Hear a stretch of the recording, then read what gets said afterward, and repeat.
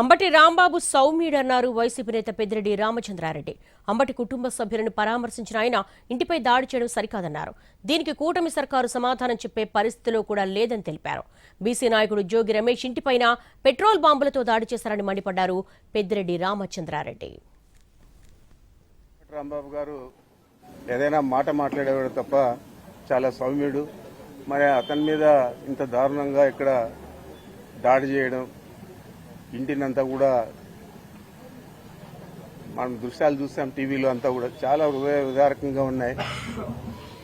మరి దీనికి జవాబు చెప్పే పరిస్థితి కూడా తెలుగుదేశం పార్టీ కానీ, జనసేన పార్టీ కానీ, బీజేపీ కానీ ఎవరు కూడా చెప్పే పరిస్థితి లేదు. మరి ఈ సంఘటన తర్వాత ఒక బీసీ నాయకుడు, మాజీ మంత్రి జోగి రమేష్ ఇంటి మీద కూడా పెట్రోల్ బాంబులతో దాడి చేయడం జరిగింది. మరి ఇవన్నీ చూస్తా ఉంటే ఈ కూటమి ప్రభుత్వం ఎక్కడికి పోతా ఉంది? వీళ్ళని చేసి నిజంగా రాజకీయాల్లో మళ్ళా తిరిగి మనుగడ సాగించాలా అని ఆలోచన చేస్తా ఉన్నారా లేదా? మరి రాష్ట్ర ప్రజలందరూ కూడా చూస్తూ ఉన్నారు. ఇట్టి పరిస్థితుల్లో ఇలాంటి సంఘటనలు మన రాష్ట్రంలో ఎప్పుడు కూడా జరగలేదు. కంబైన్డ్ స్టేట్లో కానీ లేదా రాష్ట్రం విడిపోయినాక కానీ మనం చూస్తూ ఉన్నాము.